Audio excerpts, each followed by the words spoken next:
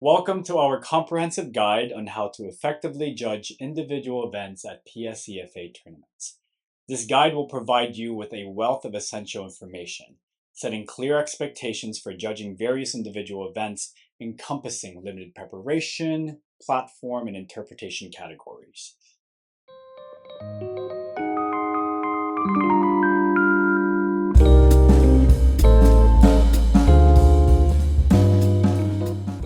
Some of this information is purposefully repetitive in order to emphasize important points.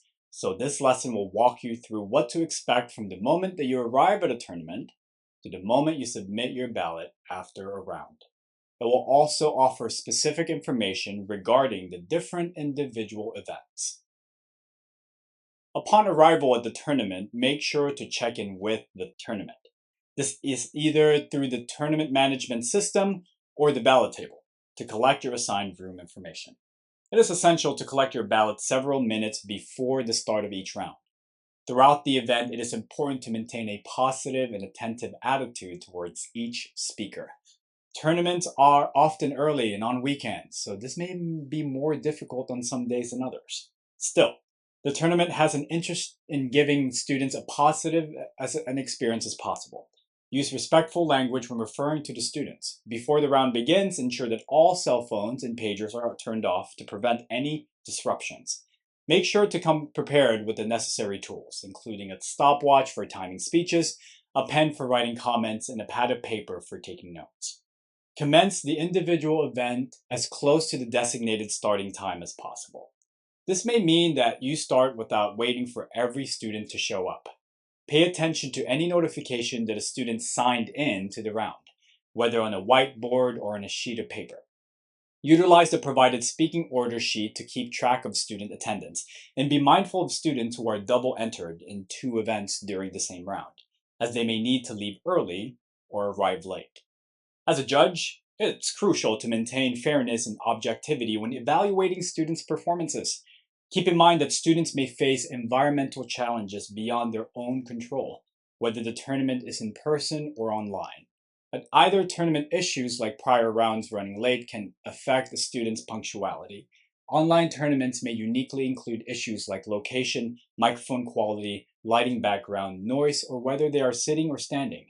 Remember not to penalize students for these factors. In some cases, students may even use headphones during their performances. During the event, ensure you accurately time each speech and record the time on the ballot. It is crucial to complete the ballot's identification section, provide meaningful comments on the performance, rank the speaker, and explain your decision. Once you've completed the ballots, promptly return them to the ballot table after each round.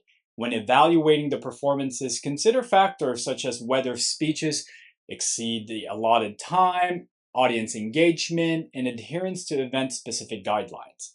Your role is to maintain objectivity and avoid any bias based on personal affiliations.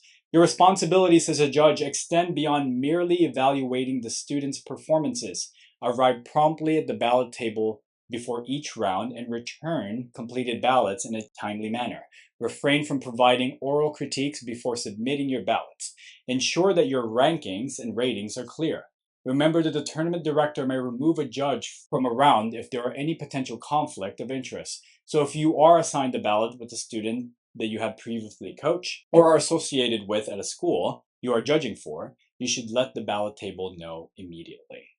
Some expectations depend upon what events you are judging. The following details explain these explanations. First, limited preparation events, which include extemporaneous speaking and impromptu speaking. In extemporaneous speaking, students prepare a 7-minute speech on a given current events topic in just 30 minutes. The judge will be in the competition room while students receive topics and prepare their speech in the central room. As a judge, you will need to provide time signals to these speakers. The most customary way to do this is through hand signals, indicating how many minutes remain. For example, the first time signal can be given after 2 minutes of speaking time, where the judge holds up 5 fingers indicating 5 minutes remaining. From then on, give a hand signal every minute on the minute. For impromptu speaking, the judge is responsible for giving students slips of paper with topics on them. A single impromptu takes a total of 7 minutes, including prep time. Typically, students take 2 minutes or less to prepare and then speak for the remainder of the time. Judges are expected to give verbal time signals every 30 seconds during prep time while all other people in the room remain silent. Once the speakers finish with prep, they stand and begin their speech. Time does not stop. The judge transitions to giving hand signals, just like in extemporaneous speaking, indicating how many minutes are left by holding up the numbers of fingers. Luckily, the next type of events, platform speaking events, do not require time signals, but time is still very important. Speeches are not expected to exceed any time over 10 minutes. There is no rule about the minimum length of time that any speech should be, and judges should refrain from penalizing speeches that they think are too short, especially in lower divisions like novice. Platform speeches should strive for clarity, regardless of the event. Speakers should organize their ideas in a logical manner in order to maximize the exchange of information. Students at the higher levels of competition may choose to memorize their speech, but this is also not a requirement. Please consider the possibility that students with learning disabilities may have difficulty with memorization. There are 5 events considered platform speeches. The speech to entertain also goes by the name after dinner speaking, but both events are referred to by their acronyms STE and ADS. The goal of speeches in this category is to entertain the audience while serving a specific purpose, which may be persuasive or informative. The topics of the speeches are expected to be socially significant, but speakers are simultaneously expected to use humor to make their point. This often results in risque commentary and language choices one would not expect in a typical professional speech. Communication analysis, or CA, analyzes a communication event by applying rhetorical and communication theory. Communications theories should come from credible communications journals. These speeches are complex and academic. They are informative in nature, but often discuss important implications that result from better understanding the topic. Informative speaking, or info, is also known as expository speaking. These speeches describe, clarify, explain, or define an object, idea, concept, or process. It is common for speakers to include visual aids with these speeches, but should not be penalized if they choose not to. Speakers should avoid presenting their audience with a proposal or plan of action within their speech. Strong informative topics are typically cutting edge and will impact the lives of a large population. Persuasive speaking, or persuasion, seeks to inspire, reinforce, or change the beliefs, attitudes, values, or actions of the audience. Topics typically are socially significant. The actions that the speaker proposes can be governmental, social, individual, or other level of implementation. The cultural artifact speech is the only platform speech that has a 5-minute time limit. These speeches analyze cultural artifacts, incorporating visual or audio representations. The last general category of speeches are oral interpretation events. Oral interpretation events are not expected to exceed any time over 10 minutes. Oral interpretation events typically include a significant amount of movement, a short section within the literature introducing the specific topic, and a singular black binder which the literature is written in.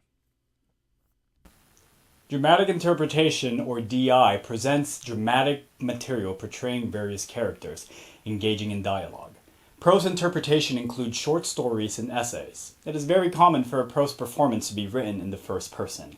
Poetry, as its name says, presents poetic material including poetry and lyrics. Poetry often comes in the form of a program. Program oral interpretation, or more popularly POI in this event, participants developed a thematic program or series of literature from selections of any written or oral material, as well as content that may be included in prose, drama, and poetry.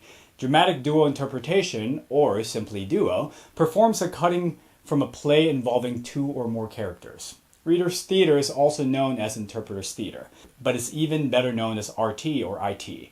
This group oral interpretation event involves three or more readers and aims to present literature vividly to engage the audience. RT or IT often includes costumes, props, and music. This is the singular oral interpretation event which runs 25 minutes. Each group of participants should be allotted a short time to set up and take down their props. We sincerely appreciate your commitment to understanding your role as a judge for individual events at PSCFA tournaments. Your feedback and evaluations play a vital role in helping students enhance their public speaking and interpretation skills. Thank you for your participation, and we hope you enjoy the tournament.